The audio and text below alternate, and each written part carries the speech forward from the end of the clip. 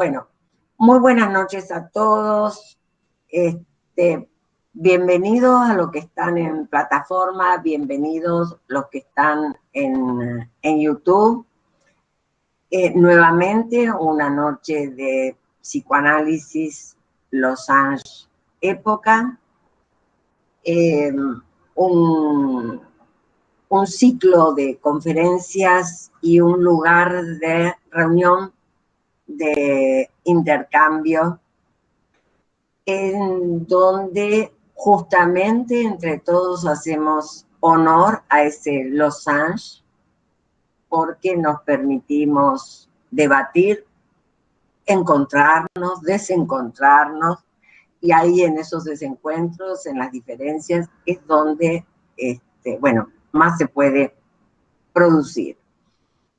Esta noche tenemos una invitada especial, como todos, que ha respondido a la convocatoria con mucho entusiasmo, pero que además es la coordinadora de este espacio. Hoy la hemos relevado de ese lugar de coordinadora y va a coordinar Claudia Cardoso Cifuentes. Yo lo que quiero resaltar de Olga Mater es su título que, digamos, que implica el lugar del deseo del analista.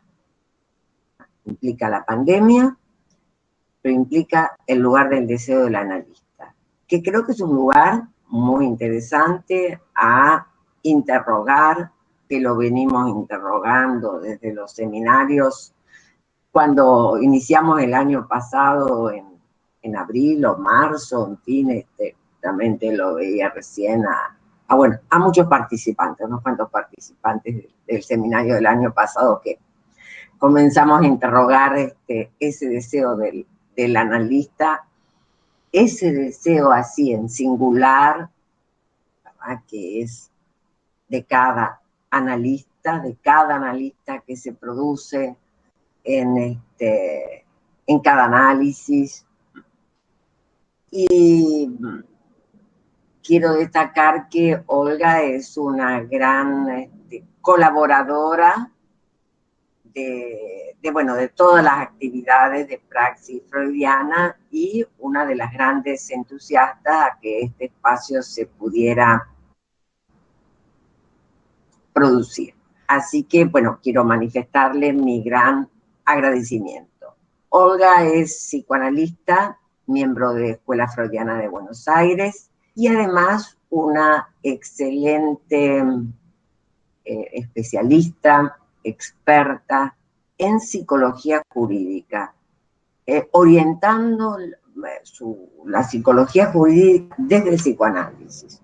Gran seguidora, por supuesto, de Foucault, de Legendre, principalmente, de Agamben, son sus autores muy, muy predilectos.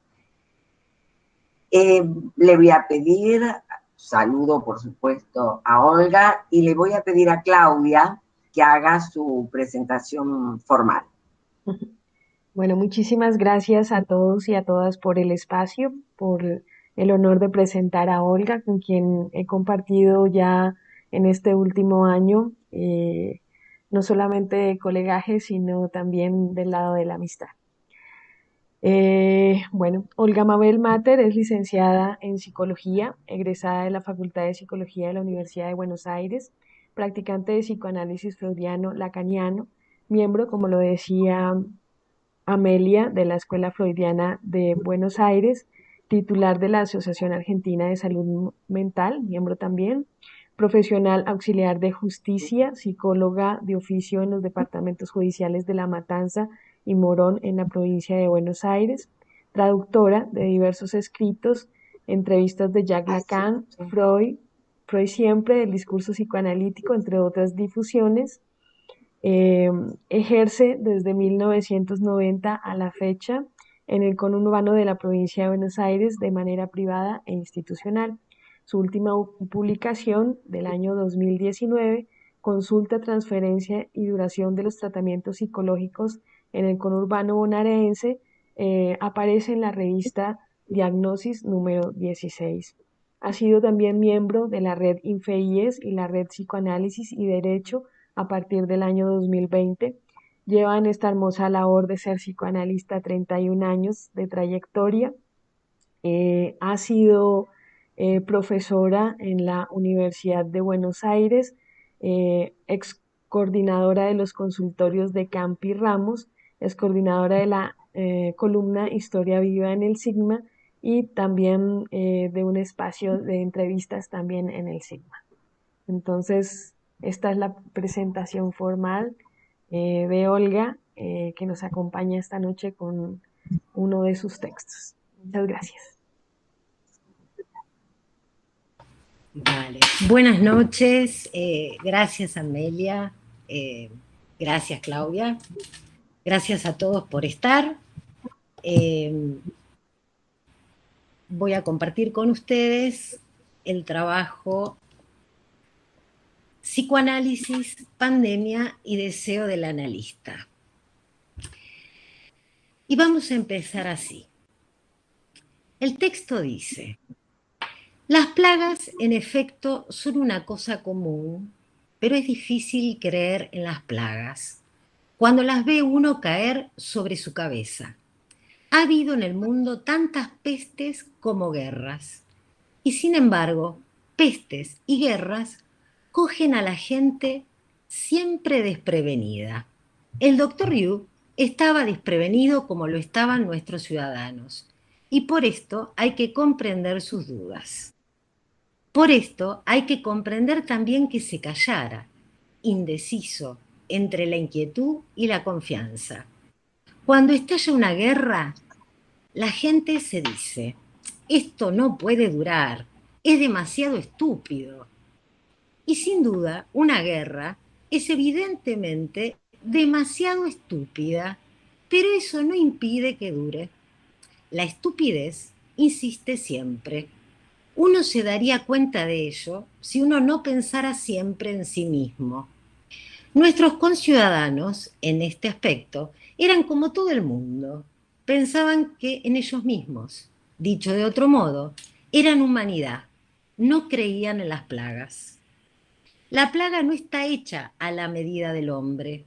Por lo tanto, el hombre se dice que la plaga es irreal. Es un mal sueño que tiene que pasar. Pero no siempre pasa. Y de mal sueño en mal sueño son los hombres los que pasan. Y los humanistas, en primer lugar, porque no han tomado precauciones. Nuestros conciudadanos no eran más culpables que otros. Se olvidaban de ser modestos. Eso es todo. Y pensaban que todavía todo era posible para ellos, lo cual daba por supuesto que las plagas eran imposibles. Continuaban haciendo negocios, planeando viajes y teniendo opiniones. ¿Cómo hubieran podido pensar en la peste que suprime el porvenir, los desplazamientos y las discusiones? Se creían libres y nadie será libre mientras haya plagas. El texto es de Albert Camus, 1947, La peste. A modo de introducción, la estupidez insiste siempre, dice Camus, a través del narrador en su obra. Freud, en 1913, en Sobre la iniciación del tratamiento, meses antes del inicio de la Primera Guerra Mundial, afirma: no hay en la vida nada más costoso que la enfermedad y la estupidez. Lacan, en el Seminario 14, Lógica del Fantasma, expresó: muchas veces he dado como fórmula de la alienación la bolsa o la vida, la libertad o la muerte, la estupidez o la canallada. Por ejemplo, no hay elección cuando la cuestión de la estupidez o la canallada es siempre la estupidez la que lleva a las de ganar. A fines de su enseñanza, en su seminario 26, en la clase del 8 de mayo de 1979, advierte: la noción de una posición subjetiva por la cual el sujeto estaría atacado de imbecilidad o quedaría sin palabras. Y luego continúa: es señalar el momento de inmovilidad, de imbecilidad estúpida a la cual es reducido el sujeto una vez fijado en tierra, dado que, si quieren, allí son los términos de estupor, estupidez, estupefacto, que en el antiguo francés quiere decir paralizado, quienes califican esta imposibilidad de desplazamiento por la cual el cuerpo, no más que las palabras, no pueden ser dicho, por lo que el sujeto queda interdicto. Estupidez humana enmudece al sujeto, insiste, gana y lo esclaviza. Podríamos pensar que denota la primacía de la pulsión de muerte y de lo real, que patentiza o estupidiza al sujeto o a las masas. Lacan afirma: el hombre siempre ha sabido adaptarse al mal. Adaptarse, someterse. El significante estupidez deriva etimológicamente del latín, fruto de la suma del término stupidus, que puede traducirse como aturdido, estupefacto, y el sufijo es, que se usa para expresar una cualidad. Anatole France afirmó: el estúpido es peor que el malo, porque el malo descansa de vez en cuando, pero el estúpido no. Aturdidos, paralizados, estupefactos, estupizados.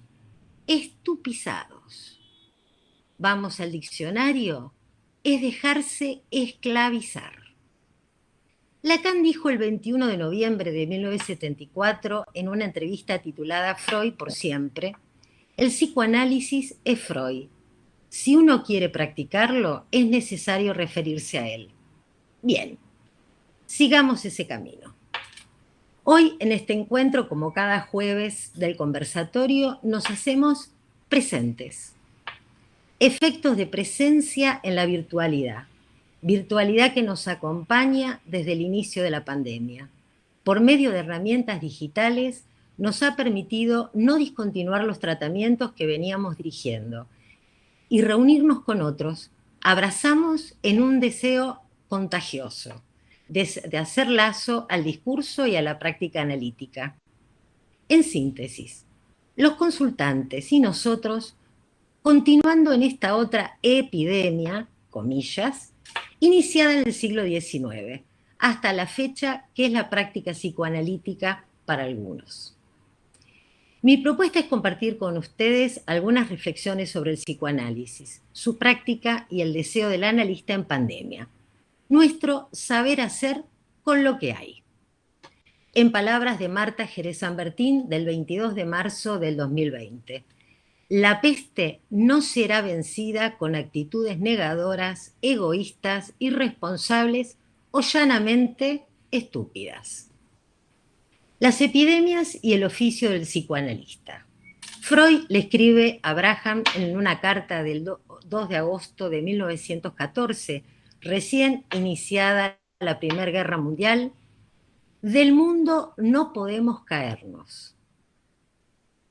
Frase que Freud vuelve a retomar en 1930 en El malestar en la cultura, y escribe: de este mundo no podemos caernos, o sea, un sentimiento de la atadura indisoluble de la copertenencia con el todo del mundo exterior. Freud se sirve de las palabras de un dramaturgo cuya frase original es: por cierto que de este mundo no podemos caernos, estamos definitivamente en él. En los tiempos fundantes del psicoanálisis, el psiquiatra Hodge leyó un artículo en 1910 en un congreso médico denominado Una epidemia psíquica entre los médicos, y lanzó así ataques vehementes e insultantes contra el psicoanálisis. Freud lo menciona al psiquiatra irónicamente en el escrito Contribuciones a la historia del movimiento psicoanalítico, psiquiatra alemán, cuyos escritos fueron sobre la eugenasia y la eutanasia. Su libro, Permitir la destrucción de la vida indigna de ser vivida, formalizó los campos de exterminio nazi. Bien, entre algunas de sus formulaciones se encuentra permitir la muerte a pacientes que no tengan valor para la sociedad ni para sí mismos, dar muerte a los enfermos mentales, matar a los discapacitados por razones financieras. Su obra, junto a la de otros, formó parte del programa de eutanasia nazi Action T4, programa de eutanasia que se desarrolló entre septiembre de 1939, mientras fallecía Freud, y finales de la guerra de 1945. Sus ideas se incorporaron a la ley. Asesinaron a 275.000 y 300.000 pacientes de hospitales psiquiátricos en Alemania, Austria, Polonia en tiempos de ocupación. El año pasado, el autor Robert Liffon editó su libro Los médicos nazis, la ciencia de matar, en donde se ocupa del psiquiatra alemán que había hablado de Freud y del psicoanálisis. Pierre Janet, por otro lado, calificó en un debate en el Congreso Internacional de la Medicina en Londres en 1913 al psicoanálisis de pansexualismo, diciendo: hay en Viena una atmósfera sexual especial, una especie de genio, de demonio local que reina como una epidemia sobre la población, y en ese ambiente un observador se ve fatalmente llevado a atribuir una importancia excepcional a las cuestiones relacionadas con la sexualidad. Sus afirmaciones no fueron bien recibidas por la comunidad científica inglesa y contribuyó, al revés de lo que él esperaba, a reforzar el impacto de las tesis freudianas en el mundo angloamericano. Posteriormente, se da la separación de la escuela de Zúrich y Viena entre Jung y Freud. El psicoanálisis fue calificado de epidemia y Lacan, en un seminario, lo dice en Escritos 1, La cosa freudiana o sentido del retorno a Freud en psicoanálisis, narra un encuentro que tuvo en estas palabras. Así es como la frase de Freud a Jung, de cuya boca lo conozco, cuando invitados los dos, cuando estaban en Estados Unidos, tuvieron a la vista el puerto de Nueva York y la célebre estatua que alumbra el universo, que Freud le hubiera dicho a Jung: no saben que le traemos la peste. Lacan dice: si tal cosa sucedió, solo a nosotros mismos tenemos que reprochárnoslo. Hay cierta coincidencia en los historiógrafos del psicoanálisis a sostener que Freud no había dicho eso, sino se sorprenderán cuando sepan lo que vamos a decir. Pero Lacan le otorgó un valor mítico a dicha frase, un mito fundador del psicoanálisis como subversivo, no adaptativo y conquistando nada más que el imperio norteamericano. En abril de 1933 se comienza a proscribir la terminología freudiana del vocabulario a la psiquiatría y la psicología alemana. El psicoanálisis es calificado de ciencia judía. Otros afirman que hubo una verdadera epidemia de síntomas histéricos y que por eso la formulación es de Charcot y que Freud fundara luego el psicoanálisis. El 15 de abril de 1952, en el discurso del Papa Pío XII en el Congreso Internacional de Psicoterapia y Psicología Clínica, se refiere a los peligros del psicoanálisis. Freud, en la construcción del psicoanálisis, fue contemporáneo a la Primera Guerra Mundial. Es posible hacer un recorrido de la correspondencia freudiana con sus discípulos, amistades y familiares sobre sus pensamientos a lo largo de la guerra y su obra. Así, han adjudicado a la muerte de la hija de Freud, Sophie, su segunda hija mujer, cuarta en la descendencia, quien decían que era la preferida de Marta, de de la madre, lo cual causaba celos a su hermana Ana, y que Sandor Ferenczi, al momento del casamiento de Sophie, en una de las cartas le dice a Freud que él tiene complejo de Sophie por la relación, por las cuestiones amorosas que Freud tenía con esta hija. La correspondencia freudiana de la época al casamiento de su hija con un fotógrafo. Digamos, Sophie tiene 2 hijos, nace en 1914 Ernest, y en 1918 nace Einer, no sé si lo pronuncio bien, Einer. La muerte de Sophie es en 1920, tiempos en que Freud ya había terminado su escrito Más allá del principio del placer, donde introduce la pulsión de muerte, reconociendo a Sabina Spielrein su colaboración. Y también describe el juego del carretel, juego que realiza el hijo mayor de Sophie, siendo su nieto mayor el único heredero, digamos, descendiente de Freud que se convierte en psicoanalista. Fue miembro de la IPA, este nieto de Freud, y adoptó el apellido de la madre, conociéndoselo por Ernest Freud, y para todos conocido como el niño del juego del carretel o del Fordá. Bien. El psicoanálisis ha recibido desde sus inicios hasta el presente numerosas descalificaciones y agravios, de propios y ajenos. Pero nunca más vigente, como nos compartió Marta Jerez San Bertín, el recorrido de Juan Carlos Volnovich para ratificar su presencia en los diferentes tiempos de urgencia subjetiva y de crisis civilizatorias, en nuestro país como en otras partes del planeta. Así, Mercedes Minichelli compartió la experiencia del PEF y sus efectos, y las posibles intervenciones psicoanalistas en, con y para la comunidad. En palabras de Néstor Brownstein, las respuestas todas muestran esta doble polaridad. Son a la vez fenómenos de masas y objeto de decisiones individuales. Dime cómo reaccionas ante las noticias de la pandemia y te diré quién eres. El oficio del psicoanalista en pandemia. La existencia del psicoanálisis, dice Amélie Imbriano, la existencia del inconsciente aún sigue siendo un antídoto contra la deshumanización. En palabras de Amelia. El presente trabajo tiene como el conversatorio 2 ejes, psicoanálisis y época. Entendemos por psicoanálisis lo expresado por Freud en 1890. Las palabras son, en efecto, el instrumento esencial del tratamiento anímico. Y por época, las palabras de Lacan, en las cuales sostiene que el analista debe estar a la altura de cómo la época vive la pulsión. Lacan, en la entrevista Freud por siempre, define el psicoanálisis como un síntoma revelador del malestar de la civilización en la cual nosotros vivimos. Y agrega, el psicoanálisis es el rey de la palabra, no hay otro remedio.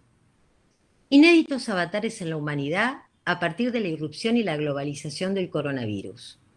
Un nombre de lo real desnudo, en palabras de Amelia, que la vida cotidiana desordenó instituciones, familias, trabajo, escuelas, y nuestro oficio no ha sido ajeno a los avatares que la pandemia provoca. Lado oscuro de la época en que se extienden manifestaciones sacrificiales, subjetivas, tanto como del sujeto de lo individual o colectivo, que reeditan una nueva versión de racismo, develando al mismo tiempo las desigualdades de que hace tantas décadas la humanidad relativiza. Un enemigo invisible somete a la humanidad, se dice. Ante los acontecimientos mundiales y las medidas públicas sanitarias, la virtualidad es una herramienta que se impuso como una elección forzada, de modo tal que nuestros consultantes o analizantes permanezcan en sus trabajos analíticos. ¿Teníamos otra opción? ¿Discontinuar los tratamientos? No era una opción para muchos de nosotros. Nos avenimos a aprender e innovar con cada paciente, en cada situación inédita.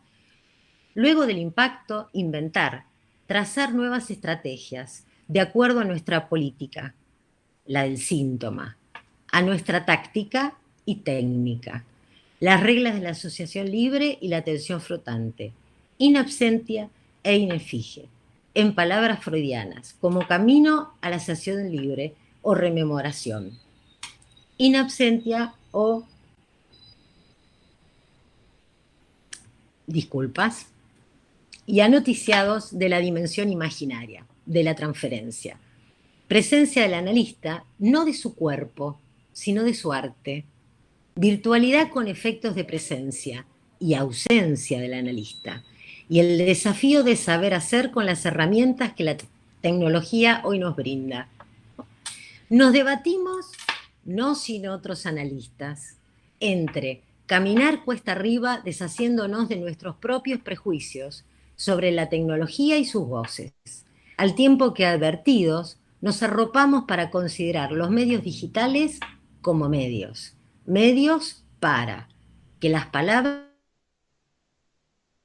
sean el instrumento del tratamiento analítico y sopesar las limitaciones que la virtualidad conlleva, no sin añorar el encuentro en los consultorios, hoy deshabitados de palabras, recuerdos, sueños, pero con un esperanzador anhelo de un próximo regreso. Aceptamos así el desafío que la época impuso a la humanidad y a nuestro oficio. Autorizarnos con otros analistas, compartir seminarios, ateneos, grupos de WhatsApp, artículos, libros digitales, etc. Retornar una y otra vez a los textos fundantes del psicoanálisis y ahondar en los desafíos y obstáculos históricos que se han sorteado. Y nos encontramos más acompañados, ya que nuestros maestros nos han enseñado en los inicios de sus formulaciones que es posible la práctica analítica por otros medios. Por ejemplo, la correspondencia de Freud con Fliess, análisis fundante de nuestra práctica, las misivas freudianas con pacientes, discípulos, las llamadas telefónicas, ni bien surge el teléfono en 1876, una cura realizada por Ferenczi a caballo, con un oficial de su regimiento víctima de un trauma a raíz del estallido de un obús, o las intervenciones de Lacan en sus enseñanzas, o por las que describiera Alouche en su obra 213 ocurrencias de Jacques Lacan, testimonio de analizantes de ambos, entre otros materiales que componen la historia del movimiento psicoanalítico.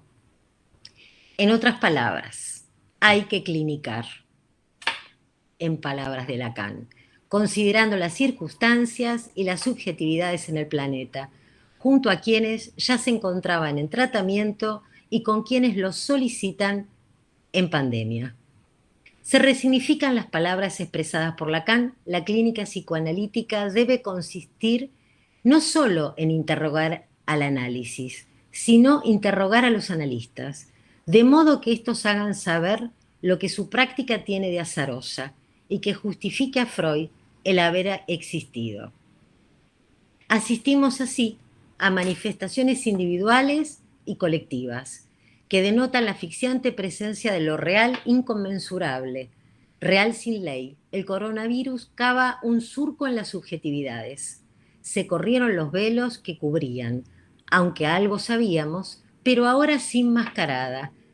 La perversa hegemonía del discurso de gestión capitalista ya no impele solo a consumir, a responder a ideales, etc. Ahora confronta a la humanidad con un real ineludible. Somos todos mortales.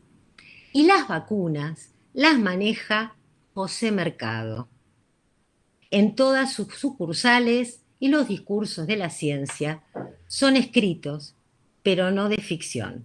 Aclaro que José Mercado es de una canción de Charly García en la época de la dictadura, refiriéndose a José Martínez de Oz. En el fondo, nadie cree en su propia muerte, dice Freud, o lo que viene a ser lo mismo. En el inconsciente cada uno de nosotros está convencido de su inmortalidad. Freud, de guerra y muerte. Premisa freudiana. No hay inscripción de la muerte propia en el inconsciente. Pandemia que conmueve a todos los semblantes de la organización social, lo cual provoca la caída de los modos habituales en que la humanidad habita y ha sido habitada por el lenguaje en sus diversas instituciones. Se profundiza la legitimidad de lo ilegítimo, el contagio masivo de empobrecidas economías, y los derechos humanos se aproximan con virulencia a convertirse en desechos humanos. Crisis civilizatoria en que el dios oscuro de la época promociona la banalización tanto de la vida como de la muerte. Se resignifican las palabras lacanianas del Seminario 11. Dice Lacan, la política consiste en negociar, y en su caso, al por mayor, por paquetes, a los mismos sujetos llamados ciudadanos, por cientos de miles. Amélie Imbriano, en La tanatopolítica y su violencia, efectos subjetivos, da cuenta de los discursos, la tanatopolítica y la clínica de la cultura. En sus palabras, de cada análisis queda un saber que es una lógica que se hace respecto del sujeto de goce, del trabajo del inconsciente y del sujeto de deseo, reinventar o despertar al sujeto, soportando la incomodidad de su deseo, puede encontrar ese poquito de libertad. Oficio del psicoanalista en tanto pasador de lo descifrable, de la gramática pulsional, una clínica de la pulsión y de lo real.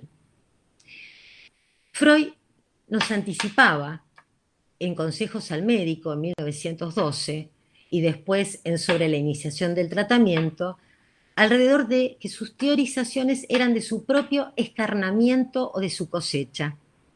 Hablaba de los riesgos de la sugestión y del apalabramiento.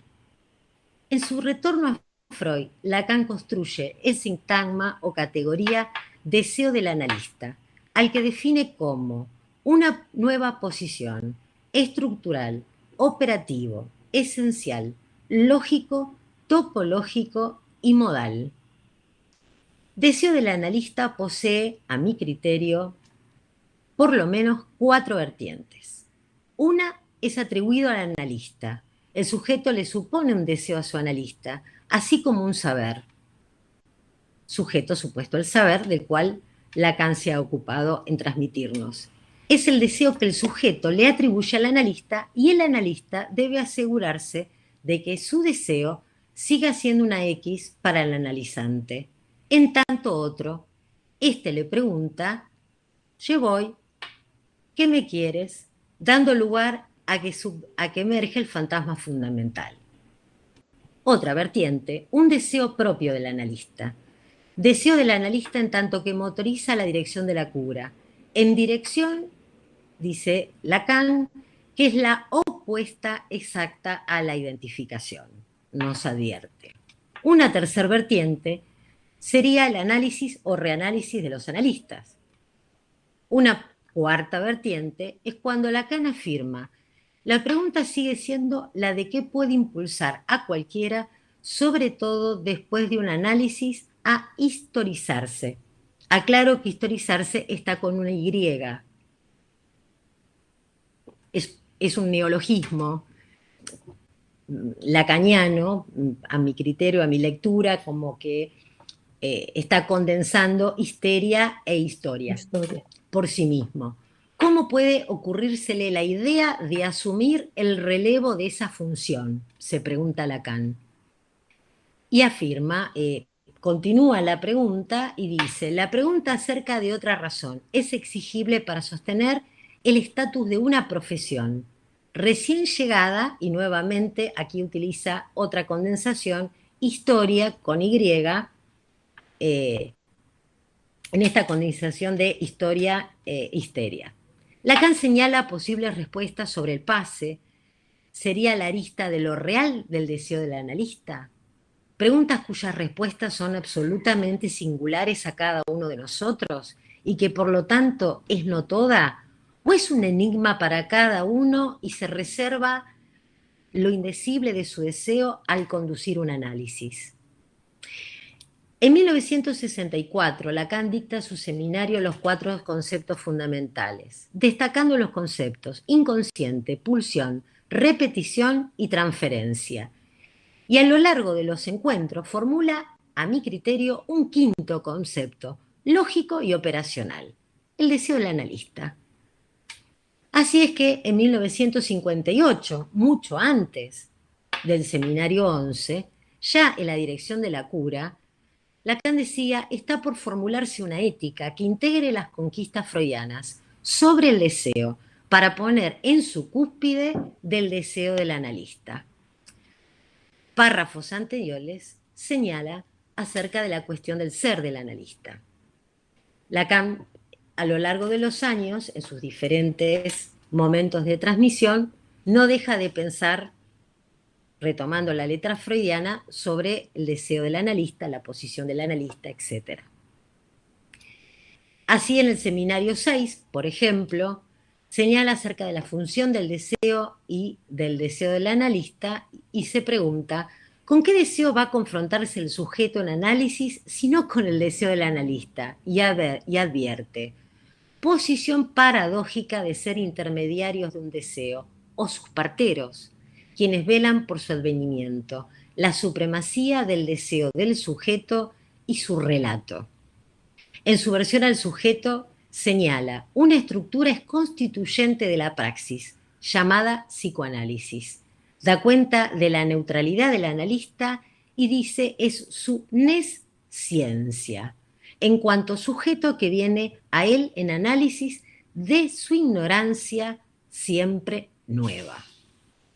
En posición del inconsciente, dice, los psicoanalistas forman parte del concepto de inconsciente, puesto que constituyen aquello a lo que éste se dirige. Deseo del analista, resorte verdadero y último. En los escritos del Trieb de Freud y el deseo del psicoanalista dice, sin entrar en el resorte de la transferencia, es el deseo del analista en que en último término opera en psicoanálisis. Podemos ver que en cada momento de las enseñanzas de Lacan hay diferentes perspectivas para pensar el deseo del analista y también por su negativa, ¿no? O sea, como hizo Freud también, por lo que el analista debe abstenerse. Bueno, articula con el tema de la transferencia, la función de la galma, advierte de la cuestión no intersubjetiva, habla del deseo del analista como un enigma, es un deseo advertido, dice que se manifiesta en la interpretación, que da cuenta de efectos de formación, que también tiene que ver con, digamos, con cómo se despliega la transferencia, que tiene una función esencial, que es no nombrable, no estandarizable. Dice, es el deseo del analista el amo del análisis. Ese deseo debemos saber definirlo topológicamente en relación con ese fenómeno que le está ligado de un cierto modo que no hacemos más que aprender a saber. Hablaba de la ignorancia con cada paciente y en cada situación y que aprendemos, ¿no? Que una cosa es que nos supongan saber y otra que nos la creamos. Deseo del analista se pregunta si es la función, si es una superficie acósmica, denota efectos en el modo de ubicarse en la transferencia, genera efectos en el modo de orientar la intervención, es localizado y juzgado a partir del acto psicoanalítico. Bueno, podemos seguir enumerando diferentes citas. En el seminario 16, cuando introduce el objeto A, tomando de Marx la plusvalía como plus de gozar, formaliza el campo de goce o campo lacaniano que proseguirá y plantea en relación al plus de gozar como economía de goce. y dice que no es contable ni compartible, sino descifrable y constituye la economía del sujeto.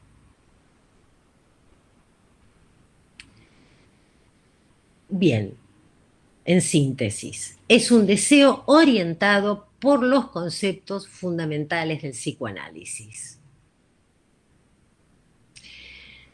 Jean-Luc Nancy, en su publicación del año pasado, Un virus demasiado humano, dice: el coronavirus como pandemia es en verdad, desde todo punto de vista, un producto de la mundialización. Especifica sus rasgos y sus tendencias. Es un libre cambista, activo, belicoso y eficaz. Clinicar en pandemia. Lacan, en el seminario 3, dice: no hay que retroceder ante la palabra. No retroceder. Así nos expresa Lacan.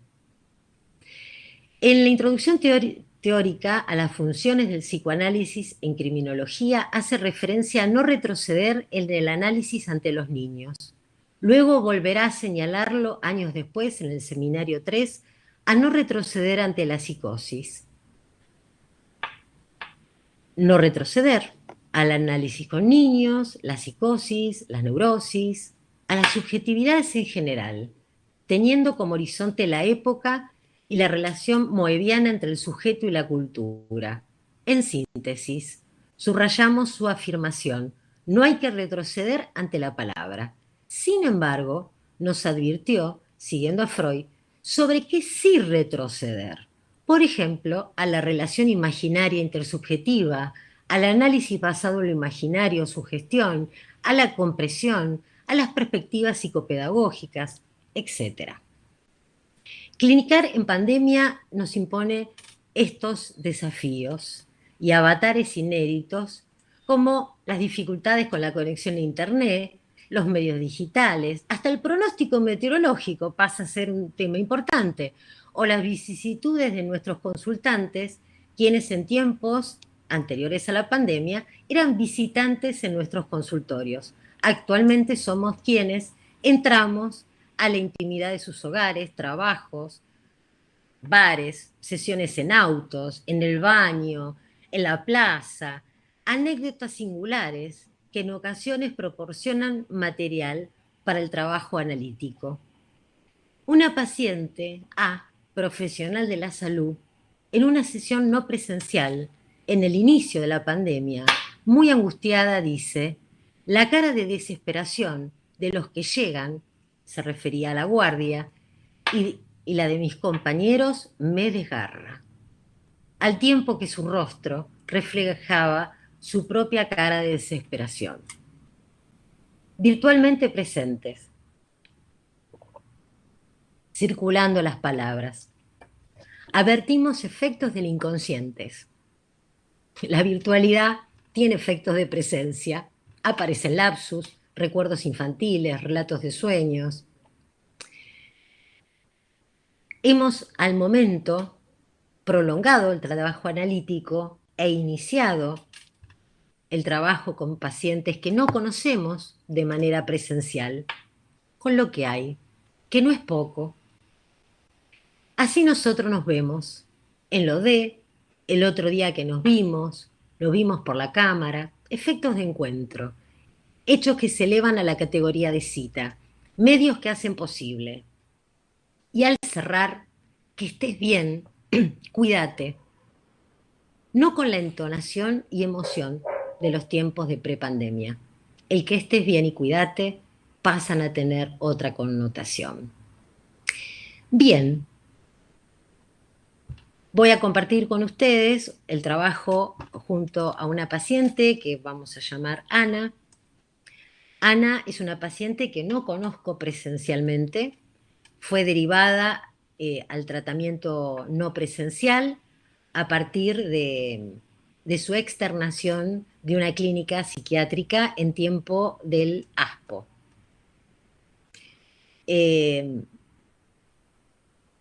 Cuento con el consentimiento de la familia, la paciente, para poder comentarles. Al momento se han iniciado 55 sesiones de manera regular.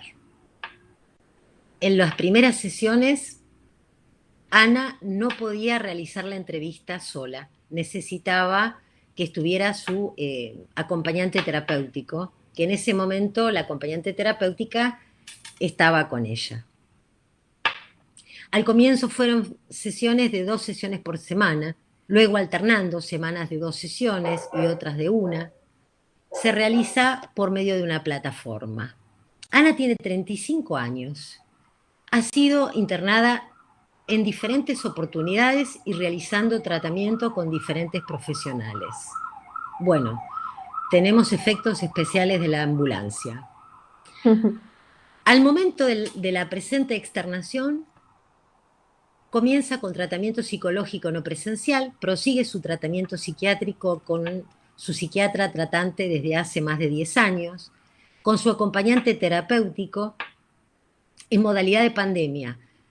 La acompañante hay momentos que hace presencial y hay momentos donde, por razones, públicas, hay momentos donde no se presenta presencialmente, sino que lo hace por teléfono, videollamada, etc. De la última internación, en la cual estuvo 40 días internada, se la diagnosticó con un trastorno de estrés postraumático, retraso mental leve, epilepsia, administraba aripiprazol, quetiapina, clonazepam, lorazepam. Una paciente donde a partir de determinados momentos empieza a hacer momentos de estabilización y de profunda desestabilización y que ella misma solicita estar internada. El padre dice de las internaciones, tuvo un montón. Estuvo internada en diferentes clínicas y menciona diferentes clínicas de la zona oeste y capital. Los dispositivos de externación de hospital de día al momento no la han sostenido. Oposicionista a realizar tratamientos y luego de un periodo breve de estabilidad vuelve a ser internada, armándose un circuito ya conocido por la paciente, la familia y los médicos. Durante las descompensaciones presentaba un cuadro de alucinaciones auditivas y visuales y realizaba cortes en sus piernas, en sus manos, de autoflagelación. Intentos, amenazas de suicidarse de diferentes maneras, deambular por la calle, siendo buscada por la familia, las fuerzas de seguridad en diferentes oportunidades. Ana se encuentra al comienzo del tratamiento internada en su domicilio, una joven acompañante terapéutica de manera presencial, 4 veces por semana, o sea, casi todos los días, hasta que debido a la pandemia se comunica, como les comentaba antes, telefónicamente. Ana comienza las entrevistas no presenciales en un primer momento confusa, bizarra, con franco deterioro. Su discurrir es estereotipado, con la modalidad del estribillo. Refiere sintomatología clínica orgánica, coronaria y neurológica de tiempo atrás, las cuales incluyen cirugías y tratamientos diversos. Da cuenta de sus numerosas internaciones médicas y psiquiátricas, de su expareja, el nacimiento de su hija y la situación actual familiar. Afirma: nadie puede conmigo, no hay más nada que hacer. Nadie pudo ayudarme, te lo aviso. Me quiero morir, estoy cansada. No tiene nada sentido, no me interesa nada. Mi vida está para el orto, es toda una mierda. Al tiempo que dice, tengo alucinaciones auditivas y visuales. Sabemos que los pacientes con el correr de los años usan la terminología, saben de medicación, usan la terminología, etc. Tengo alucinaciones auditivas y visuales que me molestaban, me decían que me corte. No podía dormir y me corto. Y la voz es de un hombre fuerte. Cuando no puedo dormir, me quiero cortar. No quiero vivir más. Me agarra nervios. Escucho música, pero nada. Es una mierda. Me quiero cortar y me quiero morir. Ya me cansé. Y entraba en un mutismo. En las primeras entrevistas reitera al iniciar al comenzar, al saludarla, para el orto, todo es una mierda, y repetidas veces. Señala de la última internación haberse enamorado de una compañera, ella era todo para mí, sostiene su homosexualidad durante los 2 primeros meses del tratamiento. En las entrevistas, Ana da cuenta de sus internaciones, acerca de su hija, reitera en algunas sesiones primeras, tengo un problema con mi hija, y de manera delirante y paranoide señala diversas situaciones, situaciones de riesgo, abusos, escenas sexuales, etc. Ana vive junto a sus padres, divorciados que viven juntos, y su hija, al fondo, su hermano y su familia. Su padre trabaja, su mamá tuvo cáncer, realiza controles, y ambos se ocupan de Ana y su hija. Ana nace con dificultades en el oído, por lo cual es operada en diferentes oportunidades, hasta comenzar a oír recién a los 2 o 3 años. Dice, dormía sentada porque me sangraban los oídos. Ana es operada del corazón a los 16-17 años y le colocan un desfibrilador CDI, de la cual, dice Ana, la batería dura 10 años, a mí me aguanta más. A los 19 años, por un edema de glotis, me lo tuvieron que reponer. A los 24 años se casa con el padre de su hija, con quien en un primer momento vivía, y luego se distancian. Ella vuelve nuevamente a la casa de los padres.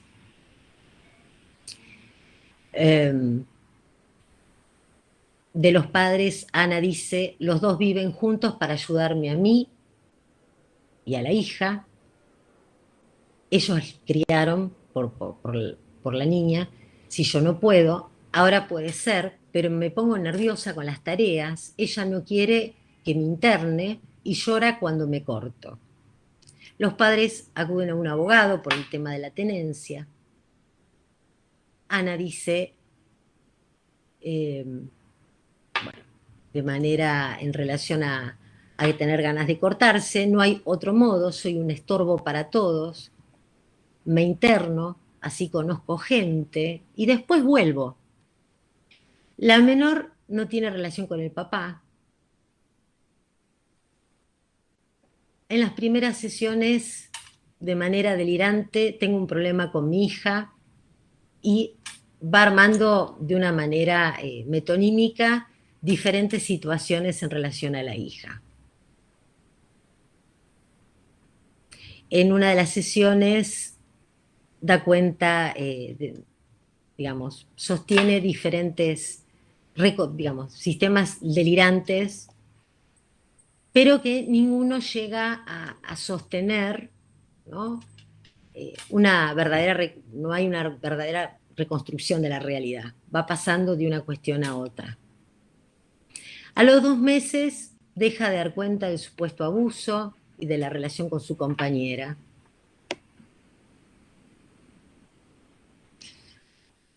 Voy a ir a lo específico del tratamiento.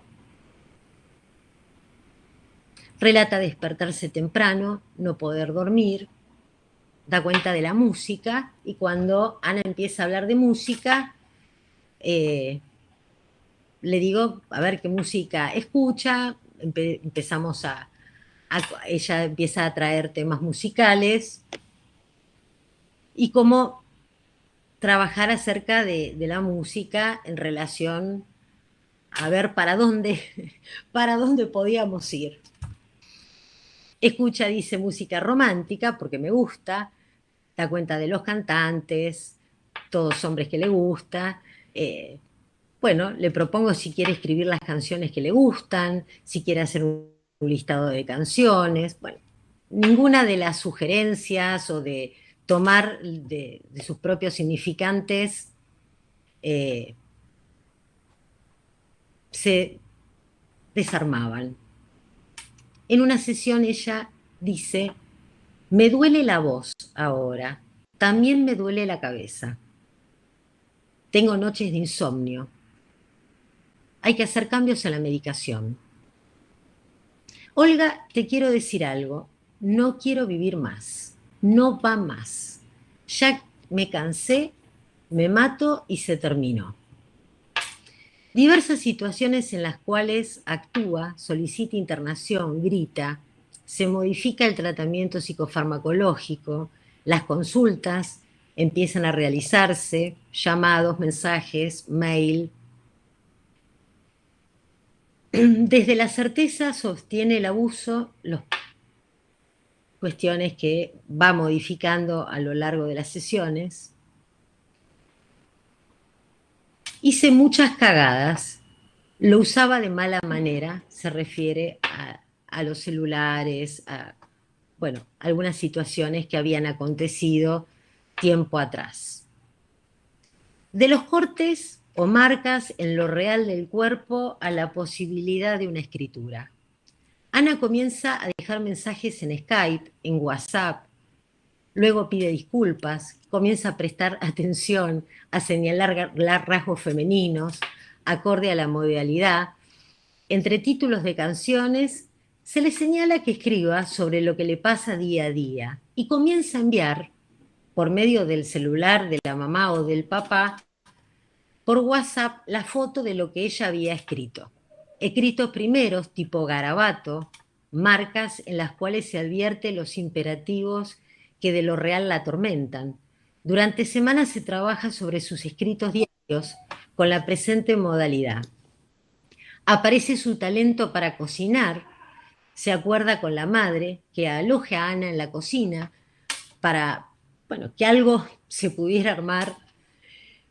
Posteriormente da cuenta de películas, escribe sobre películas, saca foto, envía la foto por WhatsApp, sino por mail. En este recorrido comienza a buscar frases de YouTube, de Google, libros y empieza a pedir frases sobre la vida, la muerte y el amor. Se le propone comenzar a enviar por mail.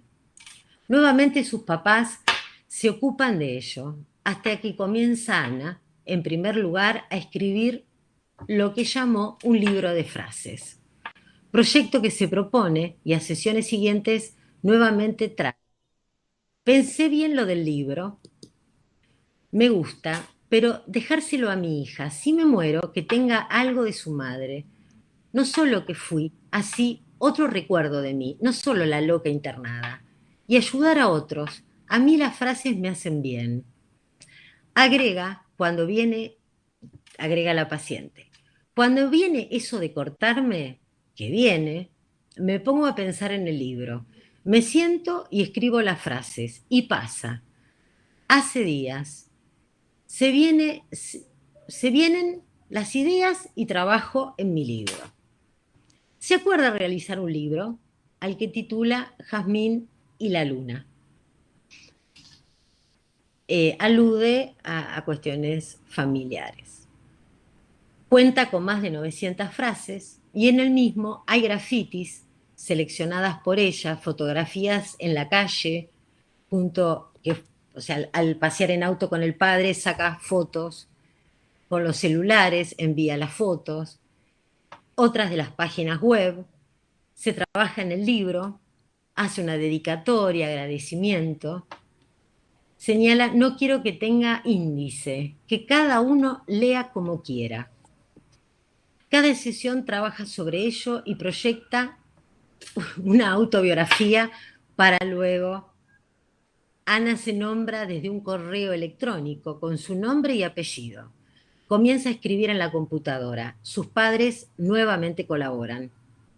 Modifica su apariencia femenina, menos rígida, se arregla para las sesiones.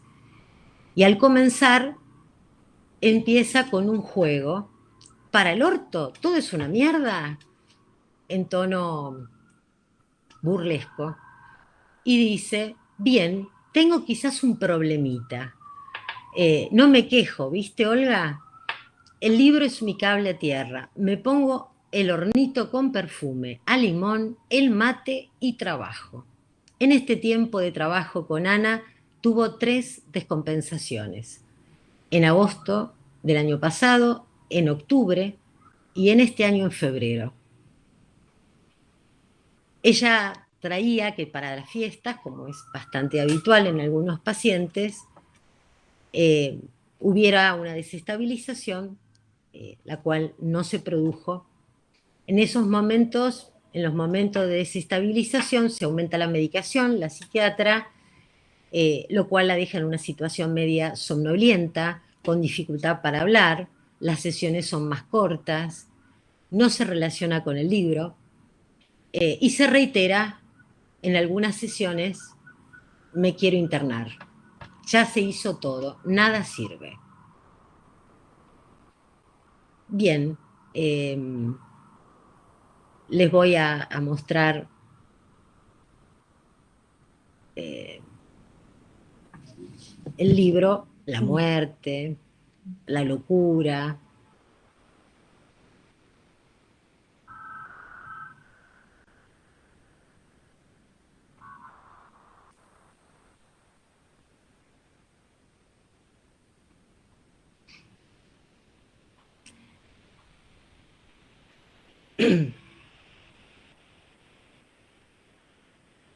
Bien, lo paso, si después les interesa.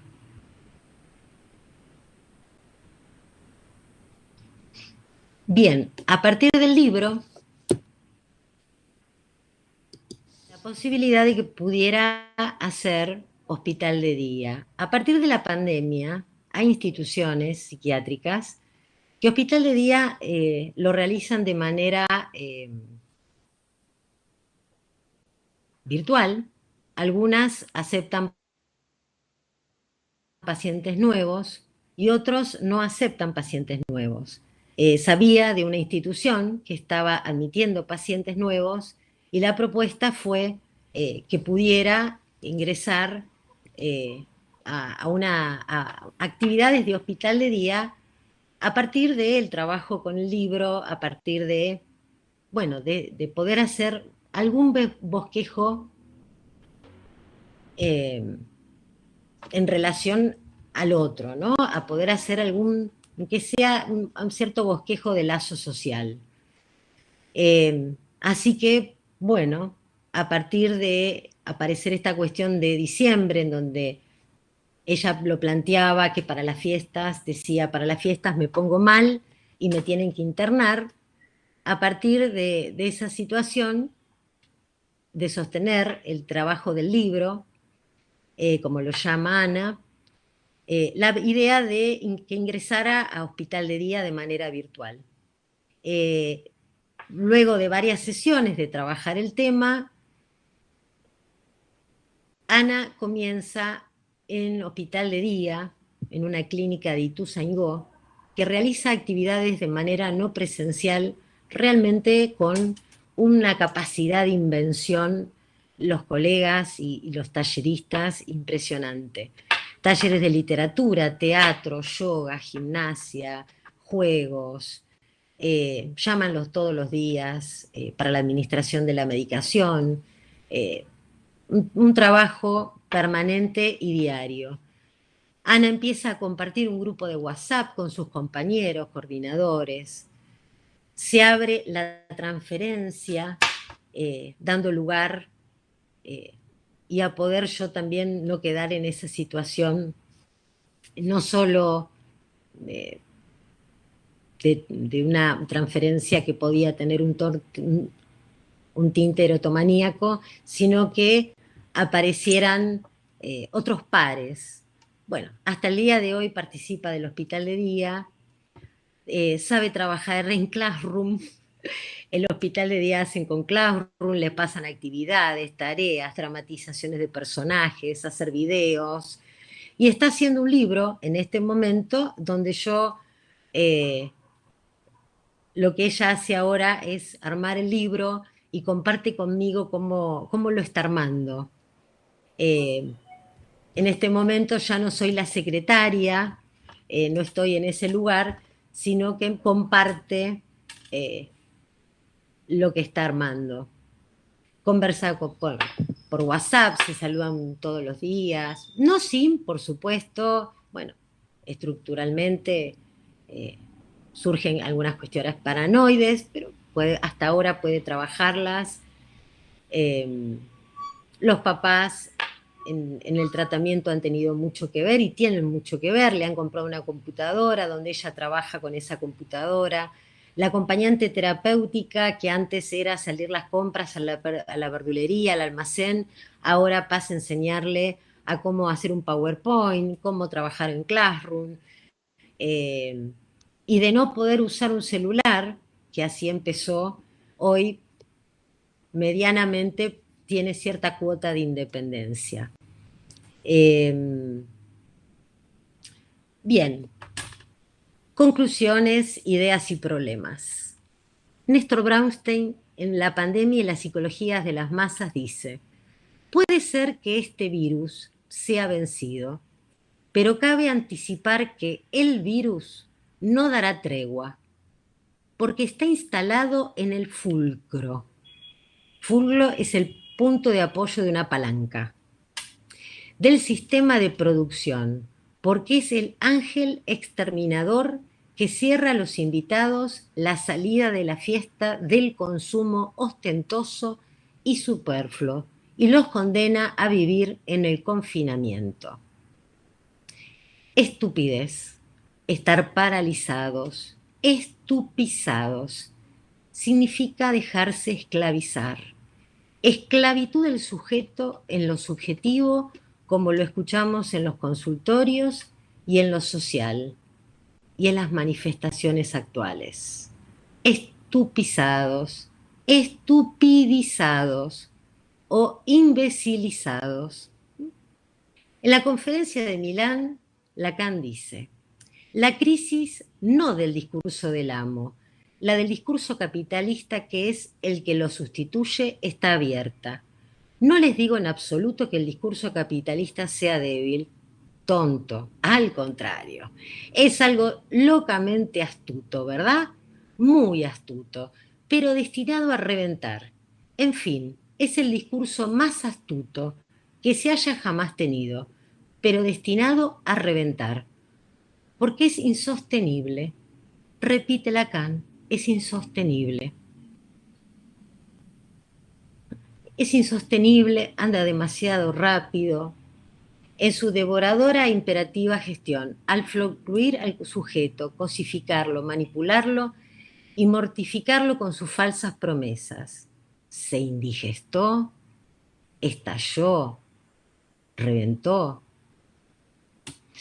En pandemia se ha revelado sin mascarada lo siniestro de sus efectos en la humanidad.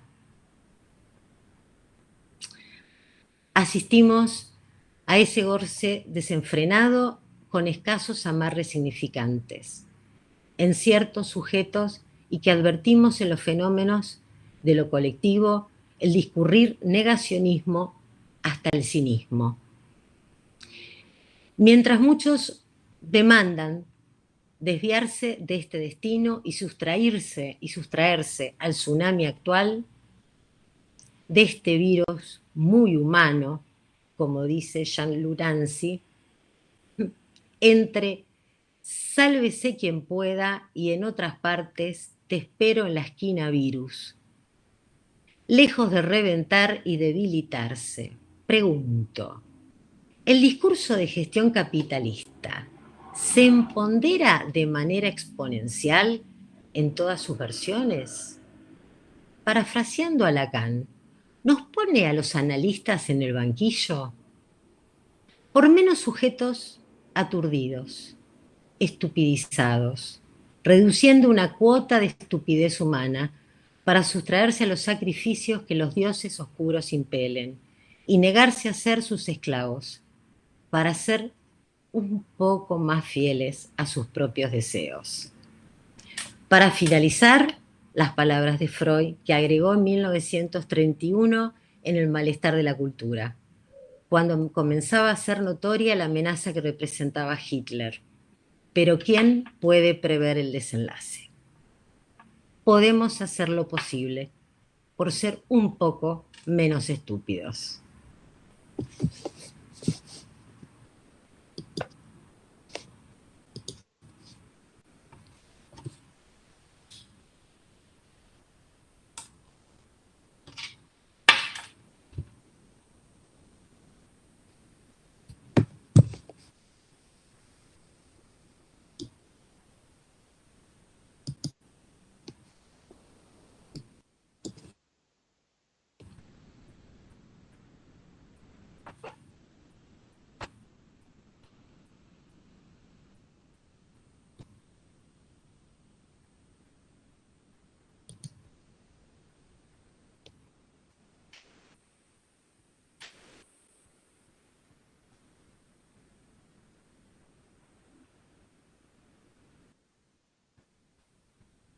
Bueno, abrimos entonces el espacio para intercambiar con Olga las apreciaciones que tienen de su trabajo, de su presentación.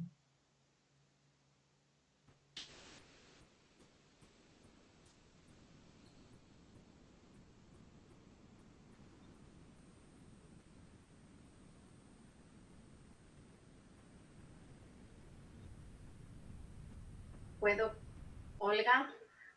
Sí. Bueno, agradecerte un montón. Bueno, planteaste un montón de cosas, pero siempre esa característica tan fresca de revisarnos ahí de esa manera tan rigurosa, tan respetuosa, ¿no? Esa historia del psicoanálisis, ¿no? Porque siempre incluís ahí esos datos necesarios, ¿no? De esa historia cotidiana que nos hacen también poder acercarnos de otra manera, y siempre me encanta tu manera y tu forma de traerla, así que bueno, eso me gusta mucho y es un rasgo que siempre encuentro en tu presentación. Bueno, dijiste muchas cosas y puntualmente, bueno, el caso muestra un poco esa conclusión del analista que no retrocede no solo a la psicosis, sino a la virtualidad, a la pandemia, esta lógica, ¿no? Del desafío de cómo desde la técnica poder burlar ahí, ¿no? Las cuestiones y avanzar, ¿sí? Porque, bueno, esa diferenciación que hiciste de la técnica es muy interesante. ¿Sí? No solo porque Lacan lo marcó en dirección de la cura, sino que, bueno, Freud en toda su forma, con Juanito, lo vio una sola vez, hizo todo un análisis maravilloso, esa descripción en el tren de Freud, en su propia escucha, por eso hay el deseo del analista cuando descubre, ¿no? En ese olvido de los nombres propios, lo más propio del psicoanálisis, el real y la muerte, el real de la sexualidad y la muerte. Así que bueno, nada, hay un montón de cosas que me parecieron geniales, el caso, bueno, muy generosa tu presentación, bueno, ¿no? Porque fue muy minucioso de todos los datos y creo bueno, que eso nos sirve a todos, ¿sí? Hacia que, como dijiste, el analista no se autoriza solo, así que no es sin estos relatos, sin esta generosidad, sin estas preguntas, así que, bueno, agradecerte y bueno, seguiremos conversando, pero muchas gracias. No, a vos, Ale.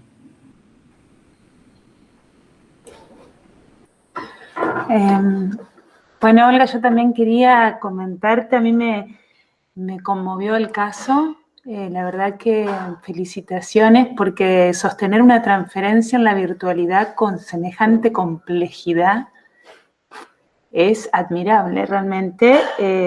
Vos dijiste una frase en la presentación, presencia del analista, ¿no? Con su cuerpo sino su arte, y ella termina produciendo un arte, lo cual me parece maravilloso, ¿no?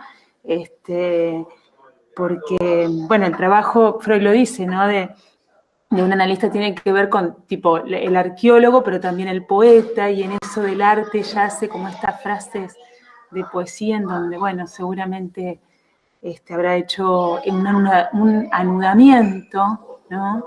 Que le permitió no tener esa crisis en la Navidad, por ejemplo, ¿no?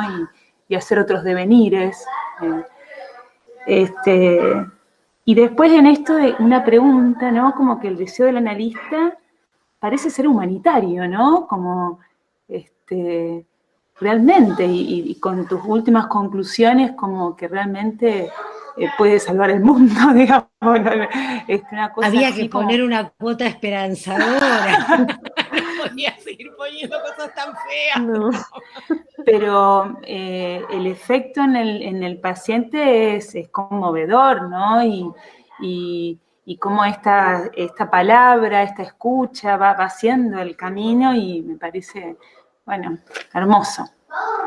Sí, aparte yo creo que es muy importante el trabajo, o sea, yo creo que los pacientes psicóticos, por lo menos como en los años de experiencia, yo creo que es una tarea artesanal, ¿no? De invención, ensayo y error. Y creo que también es muy importante que el paciente tenga esa red familiar, esos otros para con quien, digamos, uno contar, ¿no? O sea, creo que han sostenido y sostienen el día de hoy los padres, y de hecho creo que, bueno, si puedo mostrar el material es porque los papás han firmado el consentimiento y demás, y porque ella está en conocimiento de esto, ¿sí? Y el deseo como, digamos, en esta cuestión, digamos, con cierta cuestión megalomaníaca en ayudar al otro, ¿sí?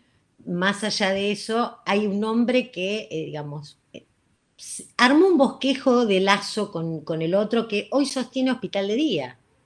Y sostener hoy Hospital de Día virtual, cuando no lo podía sostener de manera presencial, ¿no? O sea, a las sesiones aparece pintada, arreglada, porque el hospital de día de esta institución los hacen que se vistan con el personaje. Y como termina el taller de teatro y tiene la sesión con, digamos, Con con el maquillaje. disfraz y con el personaje, digamos, ¿no? Es muy, muy simpático. Yo creo que hay algo de tu deseo de analista,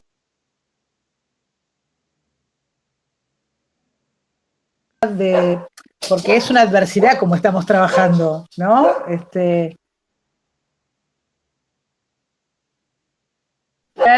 Pensarme de otra manera diferente en el consultorio y pensaba que los pacientes se iban a ir todos y no iban a venir ninguno, ¿no? Digamos, hubo que remarla en este sentido que decías hace un rato, ¿no? De con otros colegas, no olvidarnos de lo que nos enseñó Freud y que retoma Lacan, del trabajo con otros, del análisis, de los pilares para poder trabajar. Y yo creo que esta paciente que pudo y puede estar en el análisis contigo y además hacer la virtualidad en un hospital de día, debe haber captado ese mismo deseo de analista que transmitís en tu escrito y lo esperanzador que estás así mandándonos acá sobre la mesa, que la verdad me conmovió tu escrito y tu polenta y tu... Te agradezco. Vale la pena seguir con esto. Sí. Esto me conmovió. Creo que es lo que nos renueva el deseo de seguir trabajando, ¿no? O sea, me parece que, bueno, cada paciente es un desafío y cada situación, bueno, puede ser una oportunidad. Yo creo que lo primero fue el impacto de la pandemia y la virtualidad. Y después salimos a inventar. Yo jamás había escuchado alucinaciones con una paciente mostrándome el televisor por un teléfono y diciéndome que el televisor le hablaba, ¿sí? Y cómo, digamos, la interpretación delirante de la pantalla. Maravilloso. Si no se hubiese dado esto, no lo hubiese jamás podido, o sea, uno lo ha escuchado, pero no en vivo y en directo, digamos, ¿no? Para pensar estrategias. Me parece, bueno, creo que la clínica de la psicosis nos enseña de la neurosis, ¿no? O sea, creo que no hay manera de poder pensar la clínica si no es a partir de la psicosis. El paciente psicótico no tiene mascarada, es el cielo abierto que dice Lacan, está ahí. El neurótico ya tiene las hojas de la cebolla. Envoltura. Pero bueno, bien. Ahora, muchísimas felicitaciones, Olga, realmente impecable, impecable, y como han destacado todos, bueno, la fuerza del deseo del analista en el trabajo, en el trabajo que le posibilitas a Ana, bueno, se nota. Ahora, yo lo que pensaba es, en esta cuestión me parece muy, muy delicado y muy interesante esto que dijiste, de que el seminario, conocido como los 4 conceptos, en sí es el seminario de los conceptos fundamentales, ¿no? Pero conocido como los 4 conceptos. Me parece muy aguda tu observación de que el quinto concepto es el deseo del analista. Y justamente, además, es el primer concepto del cual él habla, ¿no? Sí. Pero me parece así como una cuestión muy aguda y un enlace muy interesante que hiciste respecto de dirección de la cura, que me parece que lo que dijiste respecto de dirección de la cura y la ética sobre el deseo, ¿no? Sí. Pienso que también es interesante cuando en dirección de la cura dice, lo cual nos devuelve al punto de partida, a reinventar el análisis, pero esa reinvención que es vez por vez. Uh-huh. Y creo que vos lo has mostrado muy bien, me parece excelente, y creo que lo que ha sucedido con esta pandemia es que a los analistas que tomamos la decisión de no retroceder, porque hay que saber que un grupo de IPA no está trabajando y que tomó la decisión de no trabajar. A los analistas que tomamos la decisión de trabajar acomodando el instrumento a la mano, como decía Freud, bueno, nos ha obligado más que nunca a tomar como a que lo cual nos vuelve al punto de partida, a reinventar el análisis, situación por situación, bueno, como que nos suene muchísimo más fuerte, que lo tengamos que encarnar, por así decir, de alguna manera. Y me interesaba mucho respecto de tu paciente, si pudiste pesquisar por dónde anda su metáfora delirante,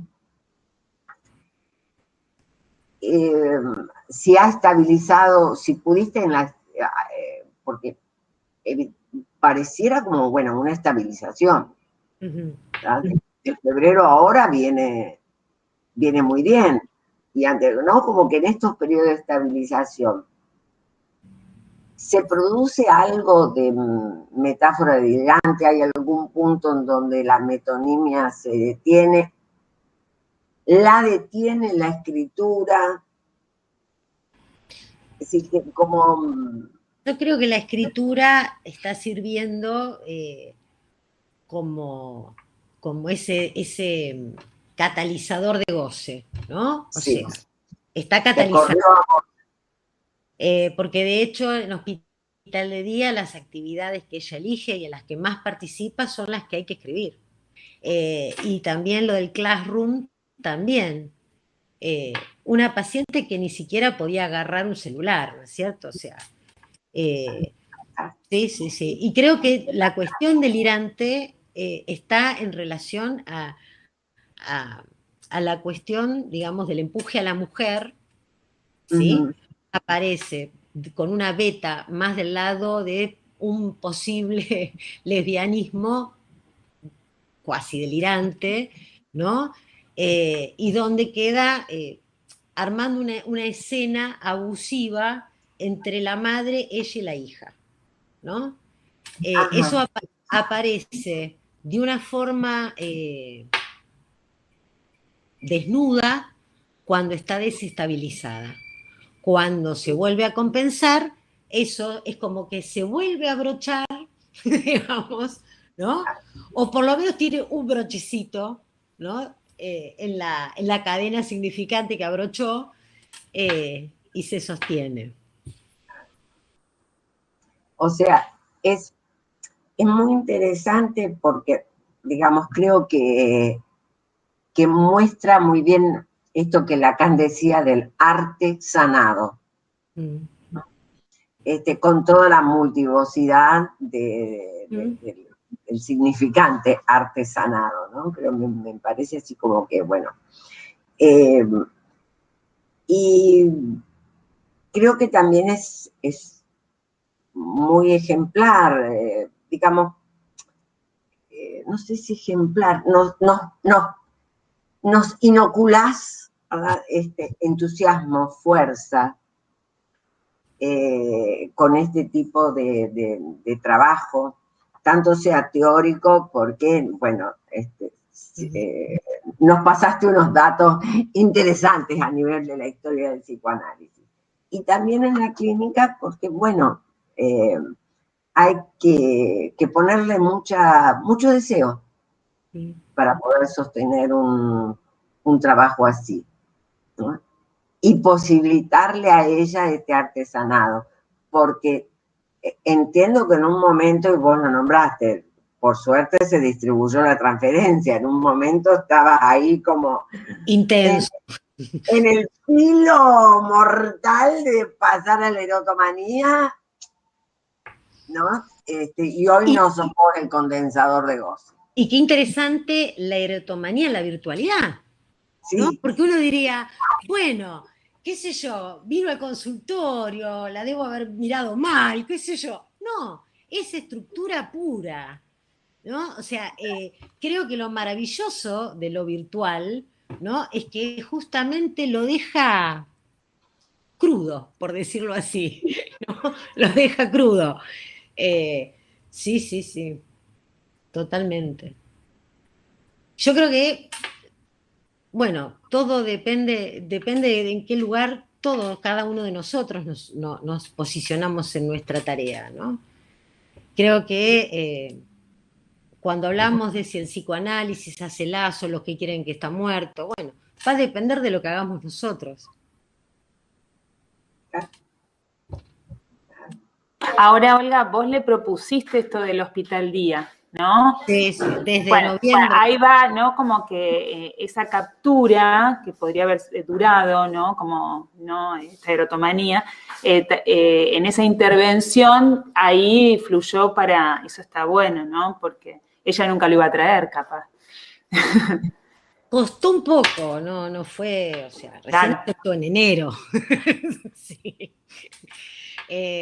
Pero bueno, fue un trabajo, digamos, ¿no? Y sí, yo creo que aparte sí hay una cuestión transferencial y creo que de algún modo al principio pudo haber empezado Hospital de Día por la sugerencia, pero también ahora creo que está haciendo lazo lo digo entre comillas, ¿no? Es un bosquejo, pero bueno, habla con alguien, ¿no? Que no es de su entorno familiar. Maravilloso. Le interesa lo que le pasa a otro, cuando hasta acá no había posibilidad que registrara a otro ahí.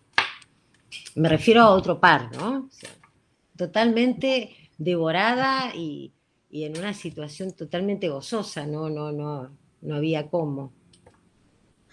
Ahora, imposible de interpretar, obviamente, ¿no? Pero qué interesante que esta niña que tuvo operaciones en los oídos, después pueda decir, la voz me duele. La voz me duele. Impecable, ¿no? Es decir, creo que eso muestra así el inconsciente a cielo abierto,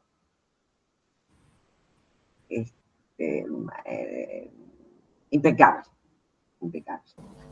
Obviamente imposible de interpretar. Y no. Sí, Olga, buenas, ¿qué tal, Marcelo? ¿Qué tal? ¿Cómo andás, Marcelo? Bien, bueno, muy lindas palabras hoy tuyas. Me quedé pensando esto de que vos contabas que ella necesitaba hacer ese libro para su hija, para dejarle de alguna manera un testimonio de la madre de ella, ¿no? Uh-huh. y pensaba si tuvo que ver en esto como una metáfora, y pensaba en la relación con su hija. Eso. En realidad yo creo, digamos, no tiene un lugar de mamá con esta hija, ¿no? Los que hacen de padres son los abuelos, ¿no? De hecho ella lo dice, mis papás nos cuidan a mí y a la nena, o sea, ella queda totalmente a la par de su hija, no hay una asimetría. Eh, yo no sé si algo, yo creo en realidad coincidió también que la hija con esto de la pandemia, la tarea en la casa, la computadora, yo creo que quizás fue más por el lado de la cuestión imaginaria, ¿no? O sea, ella la computadora haciendo el libro, la hija haciendo el Zoom con el colegio, ¿no? O sea, y repartirse la mesa para que los papás las atiendan, o sea, ¿no? Pero bien, produce y produjo, digamos. No sé si... Pero ¿no pensás que así como a muchos pacientes la presentación de enfermos les trae un efecto apaciguante, que en el caso de ella el escribir a un gran otro, digamos, inventándose esta cuestión de dedicarle un testimonio a la hija, Sí. de mención de destino para ella, no lo sé, ¿no? Pero quizás tenga esa dimensión de relacionarse a un gran otro, de hablarle al gran otro, y de ahí también el apaciguamiento, y la cuestión del trazo, del rasgo. Y te iba a preguntar, ¿los dibujos algunos son de ella? Algunos. Algunos son de ella y otros... sí, sí. Sí, muy bueno. El Por la libro que... cuestión del trazo, Y ¿no? ahora De rasgar digamos, el papel.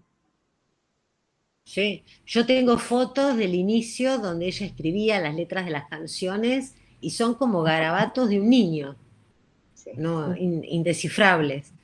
Y ahora el libro que está haciendo, ella hace una parte de los dibujos y la hija le hace los otros dibujos. Bien. Está armando otro, O sea, donde acá ella me comparte lo que está armando, ¿sí? Pero ahora, digamos, es ella la que hace los capítulos, me los comparte para que yo los mire, pero lo está armando ella.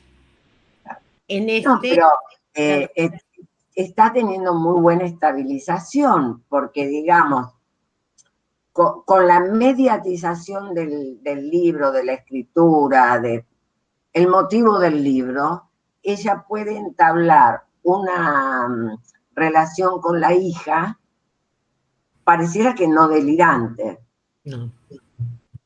Sí, sí, Bueno, sí, sí. Y de hecho propuso hacer la presentación del libro y se hizo una presentación del libro. Con la familia, en donde yo participé, la acompañante terapéutica, la psiquiatra, sí, sí, sí. Un sábado a la noche. Y en esta parte del libro, o en este segundo libro, sí me parece que ella es una mamá. Porque ella es la que le indica a la hija dónde hacer el dibujo o no. No, decir que no no? creo, no, no. no.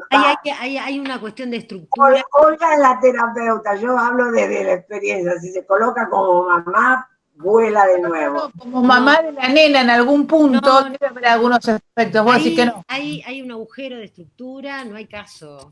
No hay caso. Le podremos poner algún pituco, lo podemos bordear un cachito, lo maquillamos, pero el agujero está. No, no. No.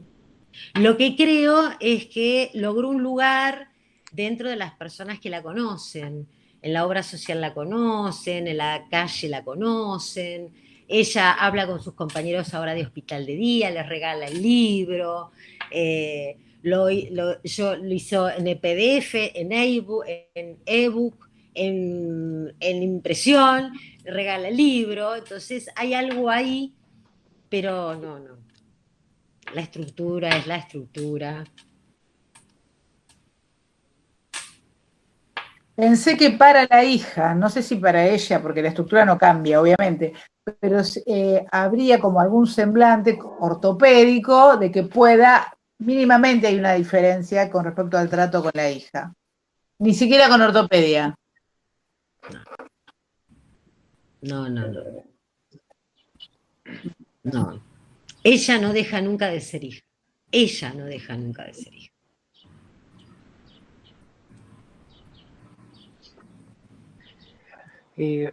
Bueno, yo me quedé pensando en lo del psicoanálisis como antídoto de la humanidad.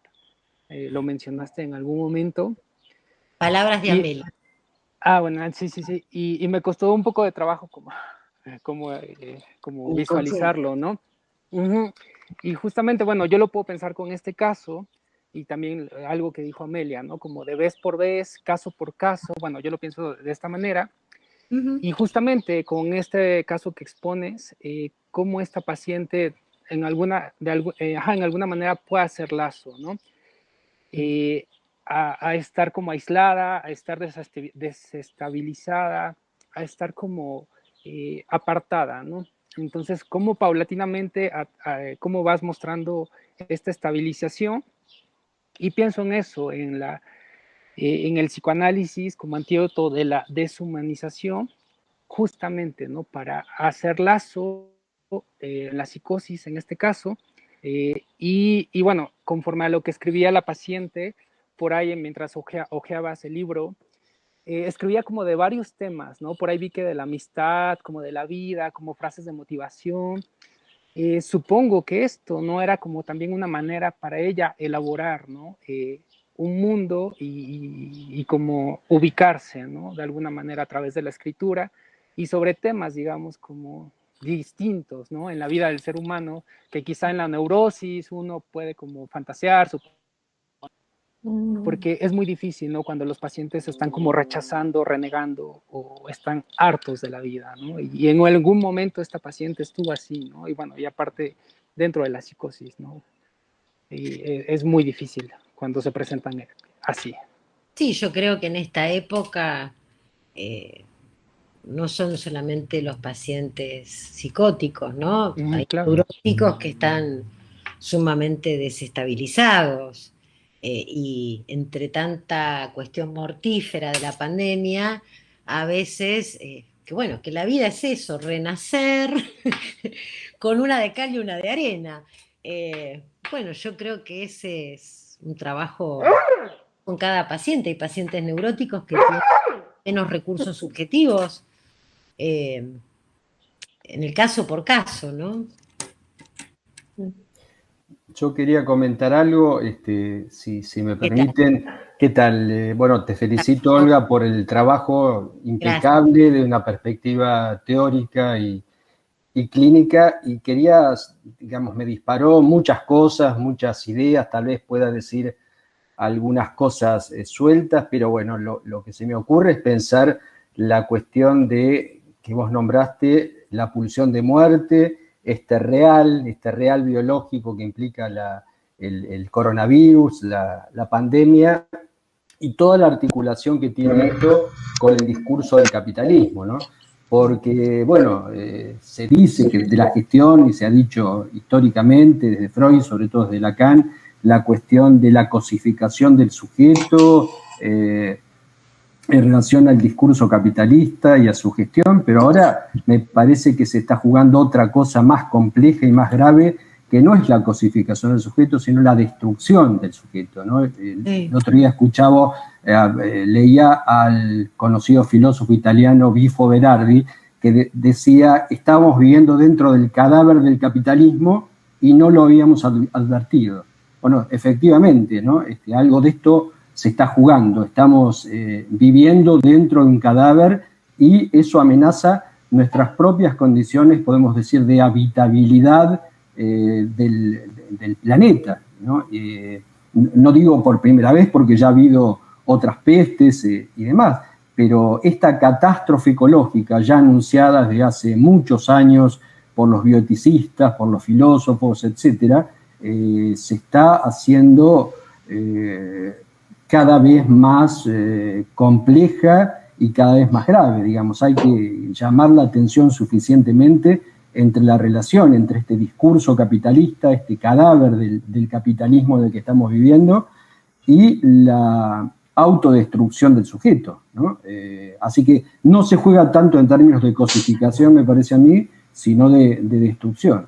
Y el psicoanálisis, bueno, le cabe nada menos que, espero yo, la humanización, el poder salvar, no sé si salvar al mundo, pero por lo menos intentar humanizar algo del orden de este real en relación al sujeto y de esta pulsión de muerte, ¿no? Pero bueno, quería decir esencialmente estas cosas, estas ideas que se me dispararon en relación a tu muy interesante ponencia. Así que bueno, felicitaciones, Olga. Agradece, Gustavo. Bueno, bien. Muchas gracias. No, a vos.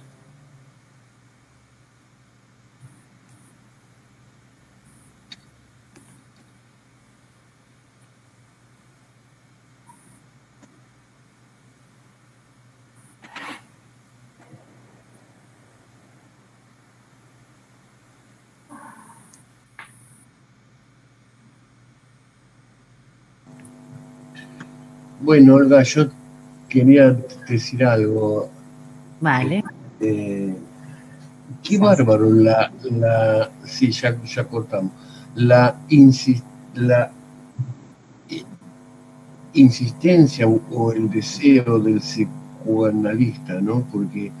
Porque la pandemia vino con todo un cambio enorme, digamos, y atender este tipo de casos con una computadora es algo que uno verdaderamente... Pero antes también lo hicimos en las escaleras de los hospitales. Sí, pero era más fácil porque estabas con la persona y te sentabas ahí, te tomabas un mate, digamos, y dabas la palmadita y le decías algo y charlabas, estabas ahí, pero somos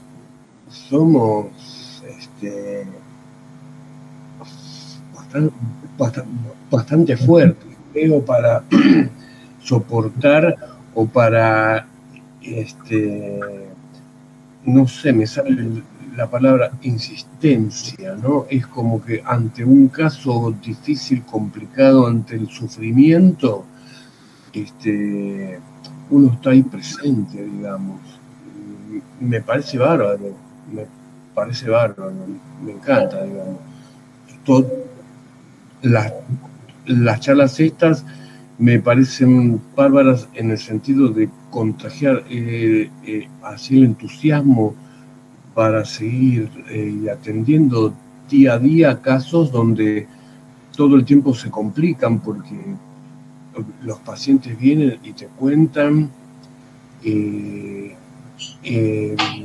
la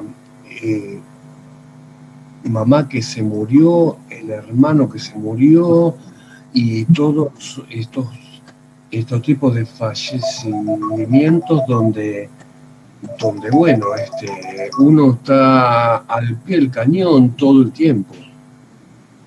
Y bueno, quería decir eso y por último decirte que el tema de José Mercado de Serú Girán, de Charlie, pero en Serú Girán, claro, alude a esto de que, bueno, no todo se compra, no todo es plata, no todo es comprar, digamos.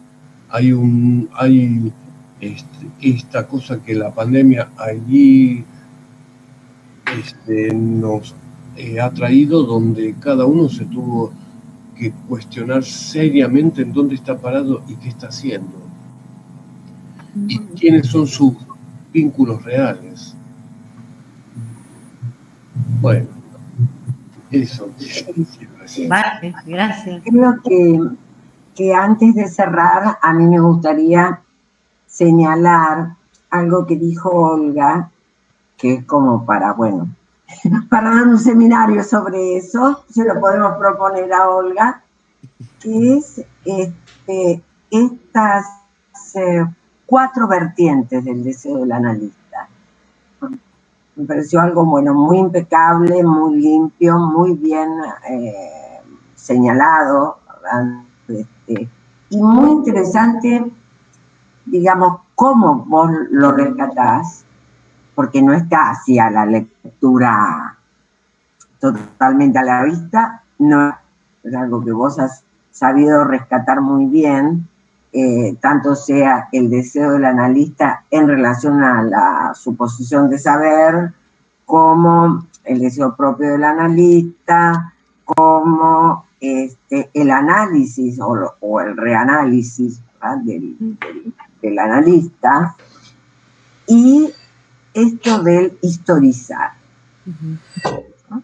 Bueno, me parece que es una perlita que Olga trajo, que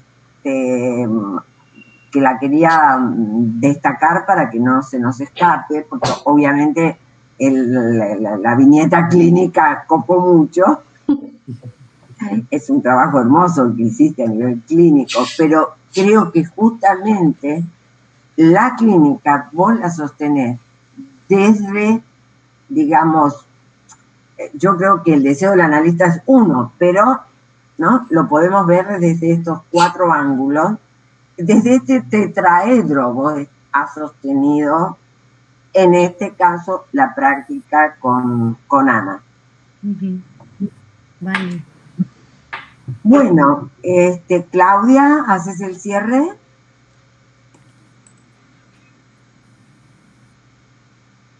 Bueno, quiero agradecerles a todos los que estuvieron hasta el final. También contarles que abrimos un chat en vivo por YouTube. No se atrevieron a preguntarnos, pero digamos que hay esa posibilidad también de relacionarnos con otros a partir de esto que nos trae la tecnología. Felicitarte, igual que lo han hecho los demás, y entusiasmarlos para que nos sigan acompañando en estos espacios y que nos permiten justamente alimentar algo de nuestra praxis, haciéndole honor justamente al grupo, ¿no? Praxis freudiana. Que ojalá sigamos sosteniendo desde el deseo también, desde el lazo que nos une desde diferentes, incluso países. Y bueno, le agradecemos a esa fuerza que tiene Olga hoy, pero también a la fuerza, digamos, de seguir insistiendo en reunirnos y en formarnos y en escribir, y eso que nos entusiasma cada día más, que nos parecía imposible viajar a Argentina, venir a Colombia, estar en México, ¿verdad?